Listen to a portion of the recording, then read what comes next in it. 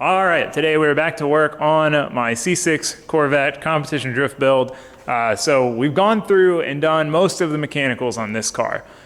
We got the car running, we got it driving, we took it to the dyno, it made 1100 wheel. We've tested it at the track, it performed pretty much flawlessly, exceeded expectations there. So now the mechanicals are pretty well sorted. There's a few things left to do that we're gonna tackle, obviously, but mostly what we need to knock out now is the aesthetics. We need to finish making it look like a car, and then we need to make it look nice. And I'll be the first to admit that is not my favorite part of any given project.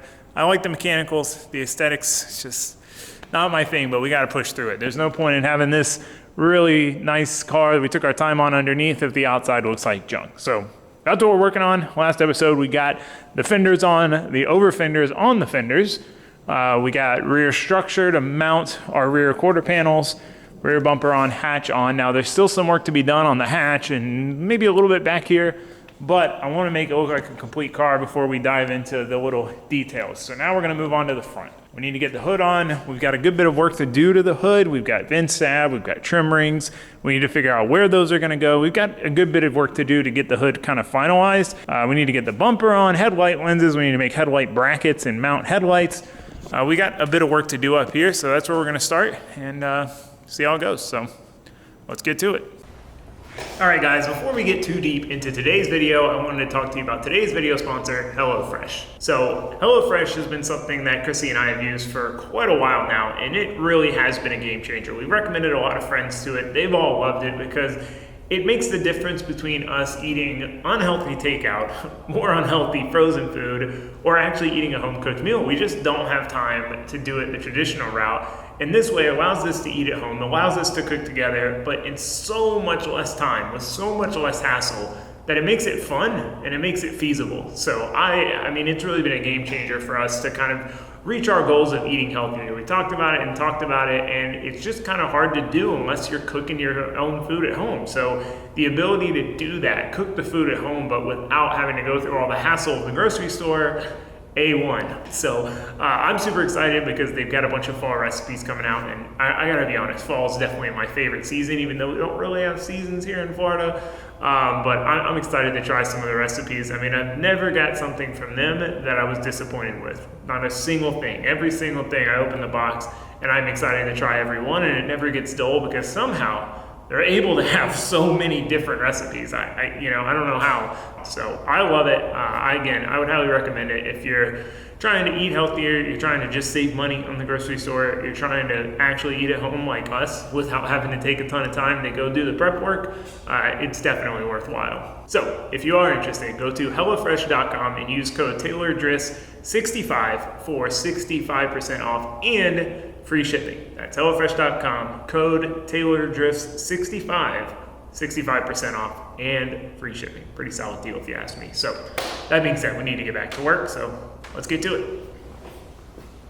So when we got this car as an unfinished project, of which almost nothing is left, not even the chassis itself, it had these hood pins set up already. It has two mounted on the inner fender arches and two mounted at the front dash bar. Now, we've changed all this around. We put the batch bar on this chassis, I cut the frame rails, I welded the plates on, we tried to get them just right, and then we've bolted these fender arches from the other chassis onto this chassis, and they're normally panel bonded on. So we had a little bit of work to do to get all of the hood pin latches to line up, and then we needed to get our wastegates lined up. We hadn't had the hood back on since we finalized everything with the exhaust heat shielding on, so they were just kind of roughly placed. They weren't pointing through the holes like they needed to. So once we got that happy, we tinkered a little bit more with the hood latches, just trying to get it to where the hood goes on and off easy. If this thing is a pain to get on or off, it's going to be a nightmare at the track.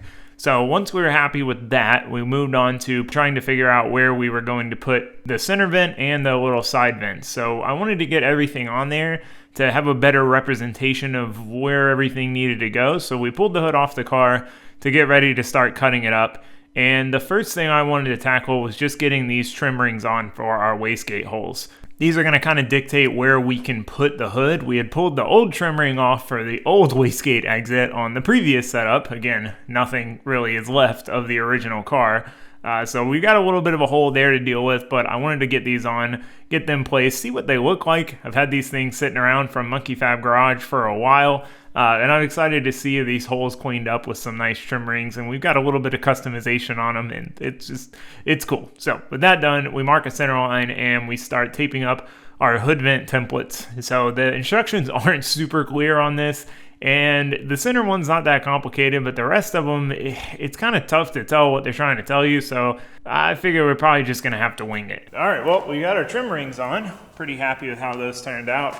I'm happy with the way I decided to do the gates. I debated on this a lot, whether I wanted to do teardrop or do like holes with it sticking out, and I decided to go with the cleanest, simplest, smallest holes possible, which is just cutting the gates flush with the hood, and I'm happy with that. So we're marking up the vent, but we have more pressing problems to deal with, and that is this hurricane situation. I was hoping it would shift like they normally do and go somewhere else, but it's not looking like it's gonna shift. Well, it did shift, but it shifted over us. So it's, as of right now, it's coming directly over us. Now, luckily we're pretty far inland, but it's still gonna be maybe the worst one I've dealt with since I've lived in Florida, and the first one is a homeowner, which is way worse. As a homeowner and a business owner, you're like, no, I want to keep working, and I don't want my house to get destroyed. So one of those things. But we got the vet moved over here where the Safiro was. Safiro tucked under the Miata on the lift, so we could put the new truck in here. So we got everything in except the Fummins is outside over there,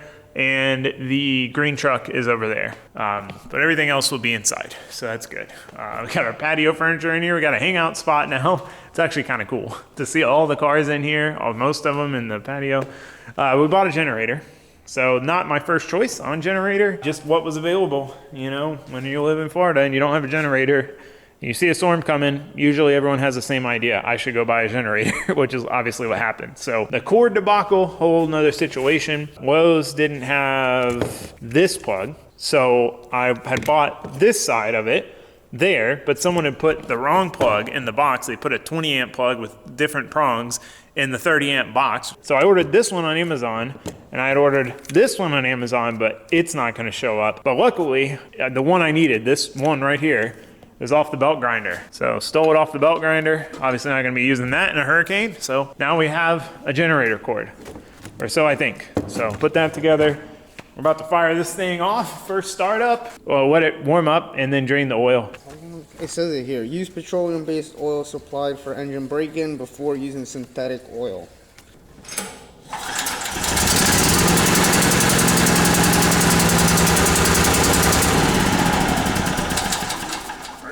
Let's go. All right, let's pull outside, let it warm up. All right, this is the not quite so calm before the storm here. This is 11 a.m. on Wednesday. Oh, it's supposed to get here officially. It was supposed to be like late tomorrow night, like technically Friday morning, but now its path shifted, so it's like basically got a shorter route to us. So now it's saying tomorrow afternoon. So it's pretty much only gonna get worse from here, from what I can tell. So I need to get my hustle on.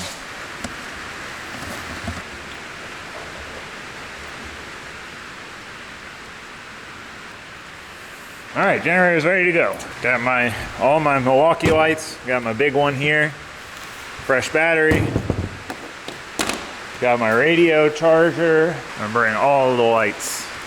All right, update on the current situation. It's been about steady like this for the last probably 6 hours, since like 1 or 2 o'clock. It's 8 o'clock now. It's, you know, big gust of wind like that. Pretty steady wind and like light rain like this. Oh, that's a lot of wind. It looks like late tonight we might get some of the heavy outer bands, and then like the eye should be to us like midday tomorrow, but it's kind of hard to tell. So yeah, I'm gonna just keep riding it out, see how it goes. I'm hoping that we can make it through tonight without losing power. I imagine we will inevitably lose it, but I'm just hoping we can get through the night.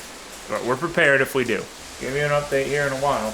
All right, now it is just before midnight. We got a lot more rain, but wind similar, maybe a little more wind. The path did shift, which seemed like a good thing. It's going south of us now. But it actually means we're gonna get way more rain. It's like as the bands whip around, it's gonna be nonstop until like 3 o'clock tomorrow, long after the hurricanes passed us. So we'll find out if this property floods or not. Been pretty lucky so far with, you know, our 6-inch an hour downpours, but if we're getting 6 inches an hour for 3-4 hours, it's a lot of rain. It's always hard to capture rain on camera. I mean, I'm very grateful that we still have power. Ooh, look at that. Ooh. Getting splashed all the way in here. Look at the trees. Can you see the trees? Oh, something fell over. All right, 8 a.m. update.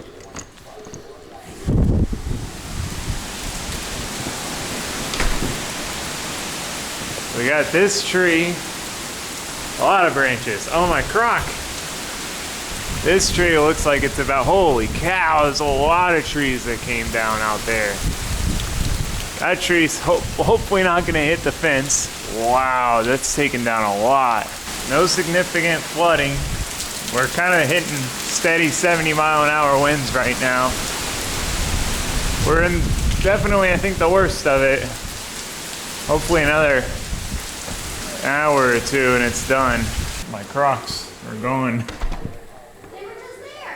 One of them's like in the middle of the yard. All right, we're on the shop side of the house now. See, we got a lot of branches up there.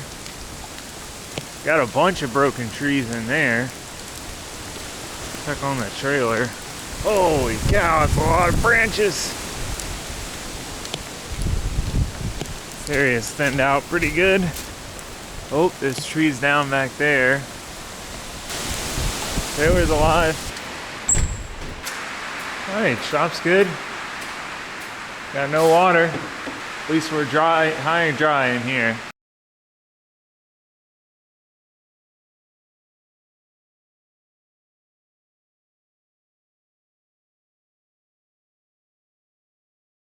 Alright, well, we've been doing some cleanup.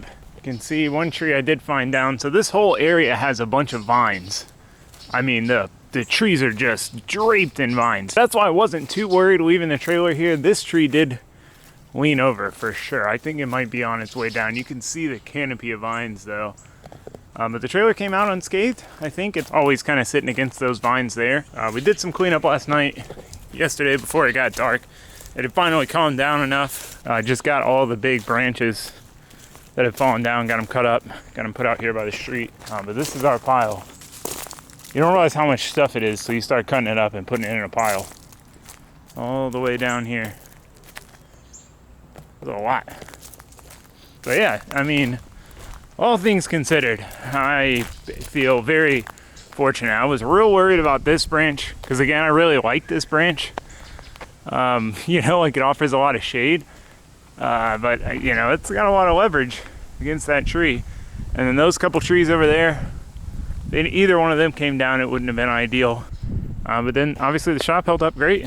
It's crazy how nice it is out now. It was really nice out the day before the storm, you know, got to the point where it was gonna start to make landfall, and it's really nice out today. I'm real grateful with how little damage we had. You know, we didn't have any tree branches busting windows or slamming into anything. Luckily, all the cars were in here and protected. The shop held up fine, and no flooding at all. I mean, you know, I didn't really think about that when I bought this house. I thought about, you know, the house and the shop in relation to the rest of the property and the fact that they were both on high ground. But I didn't think about the property location compared to other areas. I mean, just right down the street, there's 3 feet of water, flooded, you know, but we're kind of at the crest of a little hill, which is not that noticeable until you think about flooding, you know? So yeah, no, we got super lucky. So yeah, it's time to get back to work. So I'm gonna get the truck out of here, get things a little more organized again, get the vet back in place, and start working on cutting out this hood. So as hard as it is to get back to work after something like that, we had done really all we can do. Me and some of the neighbors helped get the street cleaned up. I still have a little work to do on my yard, but we've got a deadline on this car if we want to get it done and get it fully finished up for round 4. We've come this far. We've pushed and pushed and pushed. I don't want to let up now. I don't want to slack now and then not get it done. That would be terrible. So we got to keep chugging along, keep chugging away at it. So I worked on getting all my templates on and traced out. I did the 80-20 rule on this. I wanted to get them close and I measured them, but I wasn't looking for, you know, fractions of a millimeter perfect. Nothing on this car's body is straight, so I just wanted to get them in the ballpark to where you're hopefully not going to notice any off by the naked eye. So we traced out the templates, drilled corner holes to start with the body saw, which if you're ever going to do anything like this, a body saw is a very worthwhile investment if you have an air compressor. They don't have a lot of torque, so they like to get caught up. But man, it is precise. You can do really intricate shapes. It's like a more precise jigsaw. So that I can't imagine doing this body work without one. It made this a breeze. So we get our holes cut out, moment of truth, you know, where you got to commit, and then we start mocking up our vents. So this is kind of that point where we got to be careful and try to make sure that we don't throw holes and rivets in and have them off, because when you're drilling holes like that, if you're a tiny bit off, you're not going to have enough room to adjust it and drill another hole. The holes are going to be on top of each other. So I took my time trying to get them square using these little alligator clips and one rivet to hold them where I could still clock them and rotate them. You don't have great points to measure to because the hood's all angles and curves, so it's not a very easy static point, but I'm basically cross-referencing them to the center line that we have with the tape and to each other. Again, 80-20 rule, enough to where they're in the ballpark and they're not going to be way off. And then we start throwing the rivets in. Now, the powder coating on these was a little tight, and with these rivets, the coating on them, there was a little tricky. I struggled with a bit until I realized that I was just going to have to kind of ream out every hole. I had to go back through every hole and just do a few up and downs to get the rivets in, which I don't normally have to do that, but the coating on coating situation, it was just kind of binding up and wanting to damage the rivet. So we made it. We made it work. We got through it and got them all riveted on, and it was time to get the hood back on. Now, this is a bit of a struggle solo. It's kind of tricky with two people, so trying to wrangle this thing on, not the most fun thing, but we got it back in place and get to see what it looks like. All right, well, the hood is back on. It was a bit of a struggle. It's tough to get this thing on or off solo. I'm not a fan of the 4 pins type deal. I wouldn't have chose to do this. However, Vet's hoods hinge this way, and when you cut the front frame rails off to do a bash bar and a turbo and all that stuff, you lose where that hood latch mounts. I might revisit that, try to come up with some hinge design. I'd much prefer a hinge with shocks like we have on the Miata, but as of right now, this is what we got. It's not impossible, it's just difficult. But that being said, really pleased with the way this looks. It adds just that right amount of aggressiveness to kind of match the fenders and the wheels and the tires. It looks good. So aesthetically, obviously that's a bonus. The main idea was to get the air out, get the hot air out. Now, we're not going to do that so much from speed and low pressure, drawing it out or anything. More so literally just need a hole in the hood for air to escape from. Just because we're drifting, we're going sideways. You know, all the CFD stuff doesn't really work the same. But we have our blower fans tucked here in the corner with the tubing going up. Now, originally I intended for these to suck the air out of the engine bay, but after doing some more thinking, hot air rises, so we should have the coolest air down there that we can force in and displace the hot air up and out of the hood vents. That's the idea, at least. There's both ways pose some problems, and we can very easily switch it by just flipping the blower fan around. So we'll play with it, we'll see how it is. We do have an ambient air temp sensor back there, so we can monitor it and see which one works best. Try it, find out. But yeah, really pleased with the trim rings. Those came out nice. Really, really happy. Feels good to see it with the hood on it and the hood finished. Now we still need to fiberglass this, but we're gonna do that before we get the hood wrapped, which means we obviously have to drill all these rivets out and take all this back off. I just wanted to rivet them on for now because I imagine we'll test the thing again before we get it wrapped, but I really would like to try to get it wrapped before the first round of comp. I don't know if I can bring myself to bring a multicolored car to comp. So anyway, let's keep going with the front. I'm gonna start on building some headlight mounts. I need to mock up my headlight lenses. We ditched the factory headlight. They are huge. These things are massive. And they are in the danger zone. These things would most definitely be getting broken off on a regular basis. So we're gonna be doing basically little light cubes and headlight lenses that we're gonna tint, so hopefully you won't really see the light cube. So yeah, let's start messing with that stuff, see what we can come up with. Enough jibber jabber, let's get back to it. So before we could get to the headlight project, we had a project within a project, and that was getting the front bumper on. Now, this is not as simple as just putting it on. We don't really have any way to attach it since we're not using any of the factory structure in the front. So I test fitted it on to see kind of where we were at, and the bar that's going to hold it up in the center is kind of hitting this little lip. So we got that cut off. It started with the body saw. It was not doing it. This is kind of a ABS type plastic, and it gets bogged down in there. So we had to move to the grinder, which is not my favorite tool to use, but it got the job done. We got the bumper test fitted and zip tied back in there, and then started coming up with a mounting situation. Now I've got an idea for this, and I took these pieces of square stock scrap that I had, and as I put them in the vise and was getting ready to weld the nuts on, I realized that was not what I meant to use. I wanted to use this round bar that I had used for mounting the dash. I just completely forgot about it. And as I was looking at the square stuff, I'm like, this seems wrong. This is not what I meant to use. So we got that cleaned up. We had a little bit left over of it, fortunately. We went ahead and got the nuts welded to it for the quick latches. There's going to be quick latches on everything on this car. I'm a big fan of them because they're really easy to use. You can have a lot of misalignment in them, and they're simple. Like, they're very, very easy to install compared to a lot of other types of fasteners, and they're quick, and they're latches. So we figure out where we want to put them in the bumper, drill our holes. Now, I always drill them a little tight and work them out with the carbide burr, just that way I'd rather them be a little too tight and me have to just slowly open it than them be loose in there. We don't want them flopping around.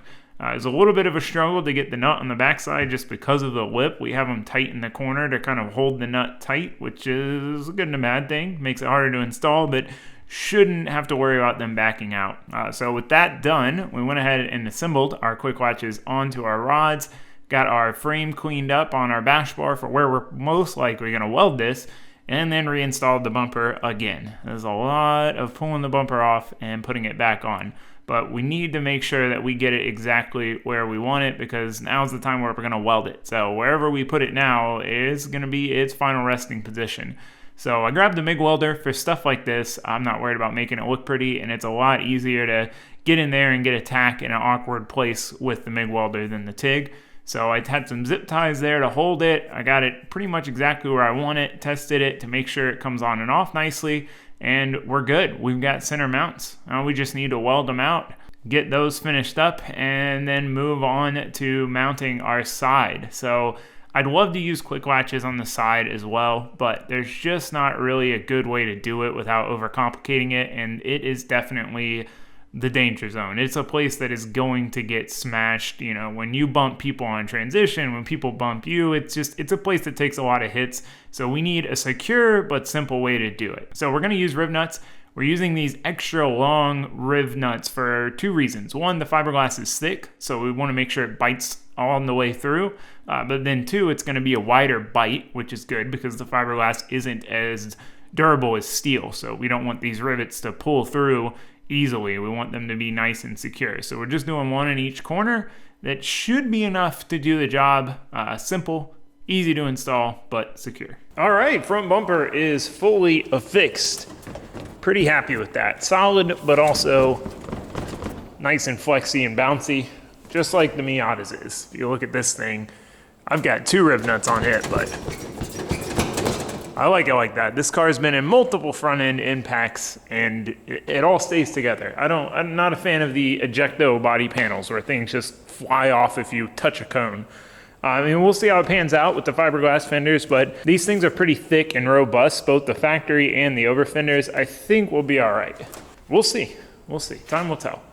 We do have a little gap here. It's just down to the fact that the hood pin latches are a little back. It needs to come, the whole hood needs to come a little forward, it seems, because I lined this up with the fenders and it's tight there. So without cutting part of that off or part of that off, we got a little gap here, but I'm not too worried about gaps on a drift car. I want to get them all roughly okay from the start as much as I can, because that way in time as things jiggle their way around, we don't end up with, not being able to open the door because it's slamming into the fender. That irks me, but I'm happy with that. Pleased with that. Nice and easy. We've got the same Allen bolt that we have for any other body panel. Same bolt, same head size, same everything. So keeping it simple, keeping the same hardware all around. That's that, front bumper install. Let's get back to work, see if we can get our lenses in and make some headlight mounts and have some functioning headlights. That'd be nice. All right, so this seems like this idea is gonna work. These are just replacement lenses, but without any of the headlight. The question is, do I wanna attach it? I don't wanna do rivets. Right now look terrible. I don't really want to do rivets or like little straps. Like it's just super noticeable. I'd like to try to grind this backside clean and panel bond them on, but I don't know if there's enough, if it's flush enough for that. Before we do anything, we need to tint these. I need to drill a couple holes too.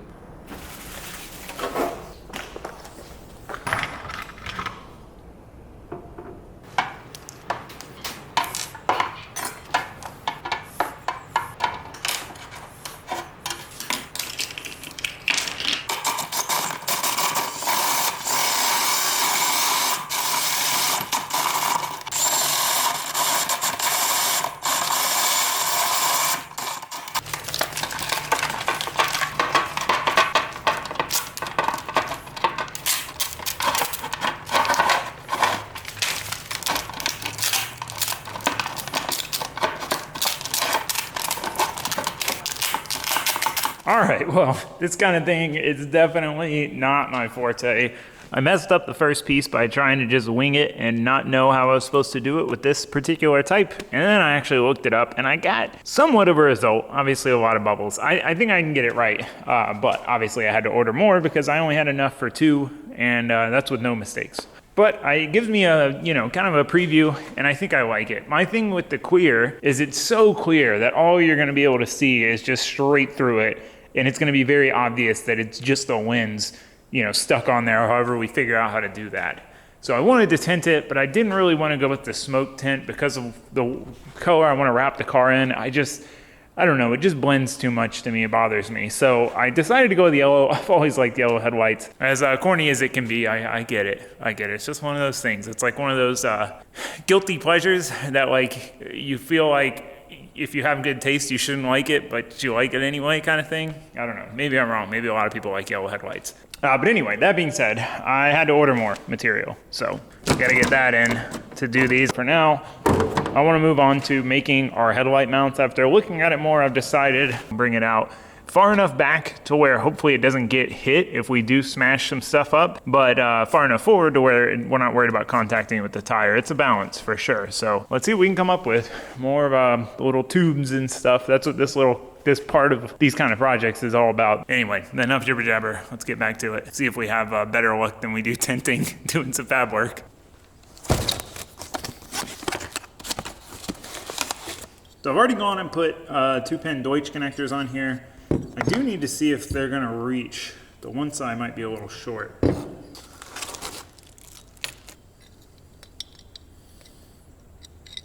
Got some scrap pieces. Always down to use scrap pieces if I'm not super particular about where they need to go. These look like they're gonna be about the right length to do the job.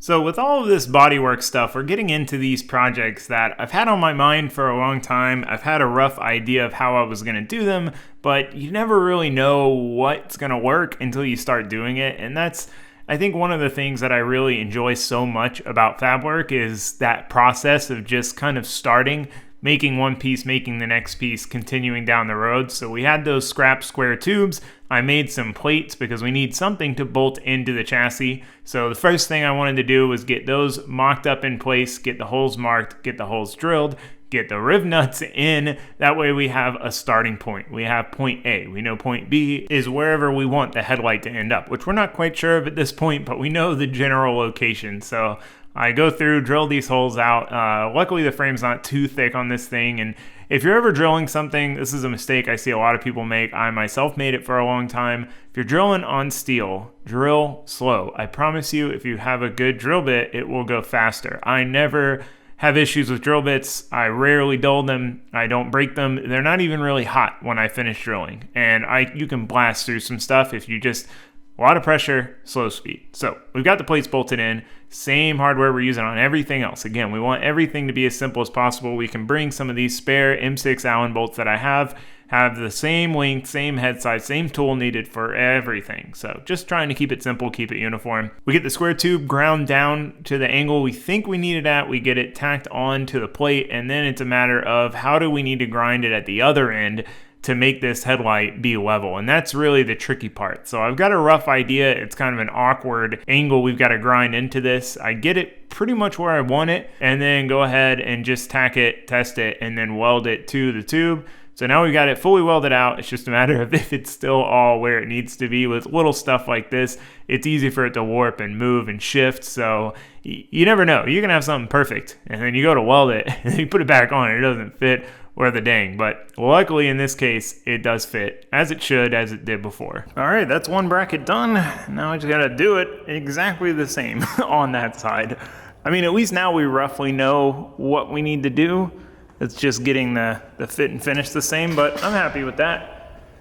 I would have liked for it to be higher, but to go higher, it would have to go back because the headlight lens here, like we should be just under the bubble of the headlight lens, which I wanted to make sure we steered clear of the tire. But it's a good spot. Hopefully, you know, we could take some serious damage before we got into that, because if it's a night event, we're gonna still need lights. That's why I didn't want to mount them to the bash bar itself. So yeah, let me whip out this other one and then we'll try them out, see what they're like.